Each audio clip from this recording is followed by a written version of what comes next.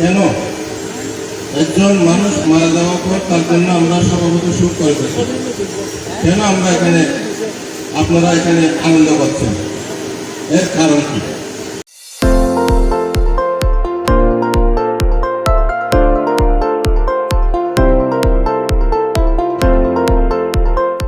আমি সঙ্গের প্রতি বিনম্র সশ্রদ্ধ বন্দনা জানাচ্ছি।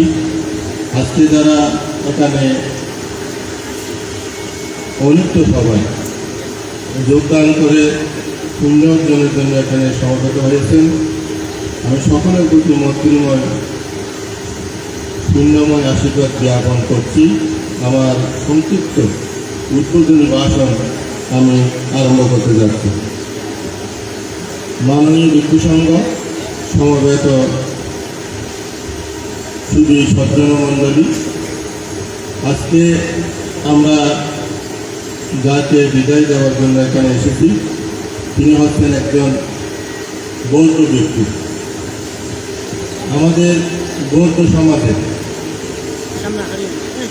একজন ভিক্ষু মৃত্যু সভাকে কেন্দ্র করে আমরা একটা বিশাল উৎসবে আমরা মেতে উঠি। এইরকম অন্য কোনো সমাজে সম্প্রদায়ে এরকম হয় না। স্বভাবত এটা বৌদ্ধ সংস্কৃতিতে এটা আমরা পালন করে থাকি। তো আমি এখানে বসার পর একটা কথা আমার মধ্যে মনে পড়েছে। আমি অবশ্য এখানে উদ্বোধনী ভাষণ দেব, আমাকে সম্মানার্থে সুযোগ করা হয়েছে, আমি সেটাই মনে করি। আজকে যে এখানে আমাকে উদ্বোধনী ভাষণ করতে হবে সেরকম আমি কোনো প্রস্তুতি আসলে গ্রহণ করিনি। তো আমি এখানে বসার পর আমাদের যিনি দশম সংঘরাজ পণ্ডিত জ্যোতিপাল মহাতার মহোদয়ের একটি কথা আমার মনে পড়েছে। তিনি একবার পত্রিকায় লিখেছেন, কিছু সাংবাদিক ঢাকা থেকে আমাদের কক্সবাজার এসেছে। আমাদের যে অভ্যন্তরের ট্রেন বর্তমান যেটা বড় ট্রেন, সেখানে সেই সাংবাদিকগণ একজন মানুষকে, অনেক মানুষ তাকে উৎসবের সাথে ডাকফুল বাজিয়ে শ্মশানে নেওয়ার জন্য প্রস্তুতি গ্রহণ করতে দেখেছিল। তারা একজন মানুষকে জিজ্ঞাসা করেছিল, কেন একজন মানুষ মারা যাওয়ার পর তার জন্য আমরা সভাপতি শোক করে থাকি, কেন আমরা এখানে আপনারা এখানে আনন্দ পাচ্ছেন, এর কারণ কি? তখন সে লোকটি তার সাংবাদিকগণকে উত্তর দিয়েছিল, দেখেন, উনি যে জন্মের পর আমরা যেটা স্বভাবত বলে থাকি সংসার জীবনে প্রবেশ করার পর তিনি অনেক দুঃখে কষ্টে তার জীবন যাপন করেছিল, তার জীবন যাপন হয়েছিল, তার অনেক কষ্টের মধ্যে তার দিন অতিবাহিত হয়েছে, কিন্তু তিনি আজকে সেই দুঃখ থেকে আপাতত সে মুক্ত হয়েছে।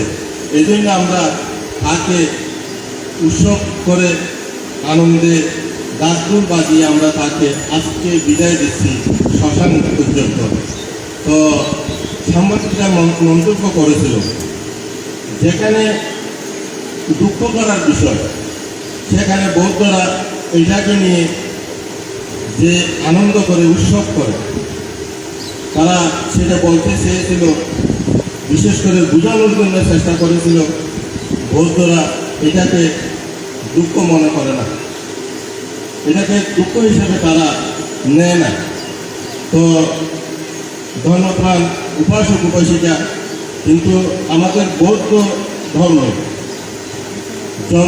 ধর্মকেও দুঃখ বলা হয়েছে, মৃত্যুকে দুঃখ বলা হয়েছে, এবং জন্ম মৃত্যুর মাঝখানে আমরা যেগুলি করছি সেগুলি সবই দুঃখ। এটা একটা সংসার স্রোত, এই সংসার স্রোতটা আসলে খুবই দুঃখময়। আজকে যে শাসক বংশ স্থবির ভিক্ষু জীবন গ্রহণ করেছিলেন, দুঃখ থেকে মুক্তির প্রত্যাশা, দুঃখ থেকে মুক্তি লাভের চিন্তা। তিনি একজন গৃহজীবনে, আমরা যেটা বলে থাকি সংসার জীবনে, তার স্বাভাবিকভাবে তিনি বিবাহ বন্ধনে আবদ্ধ হয়েছিলেন। তিনি বিবাহ বন্ধনে আবদ্ধ হওয়ার পর তার ছেলে মেয়ে সবাইকে রেখে বৃদ্ধ বয়সে, এখানে দেখা যাচ্ছে তিনি 2013 সালে 12 মার্চ তিনি এখানে এসে রামপুরে আমাদের পরম শ্রদ্ধাভাজন পণ্ডিত প্রজ্ঞাবংশ মহোদয়ের সান্নিধ্যে এসে তার উপধ্যায়ার্থে তিনি ভিক্ষু জীবন গ্রহণ করেছিলেন। সেই থেকে দেখা যাচ্ছে আজকে তিনি এই 2024 সালে এপ্রিলের 10 তারিখ 8:45 তিনি পরলোক গমন করেছেন। তিনি যেদিন ভিক্ষু হয়েছিলেন সেদিন থেকে তিনি অধিষ্ঠান করেছিলেন, সেদিন থেকে তিনি মনস্থির করেছিলেন আমি যাতে এই জীবন নিয়ে এই রামপুর এই বুদ্ধের সামনে এই বিহারে আমি যাতে ইহলোক ত্যাগ করতে পারি। সত্যি তিনি যে সংকল্পবদ্ধ হয়ে ভিক্ষু জীবন গ্রহণ করেছিলেন দুঃখ মুক্তির জন্য, সেটা তিনি অনেকটা সফল করেছিলেন।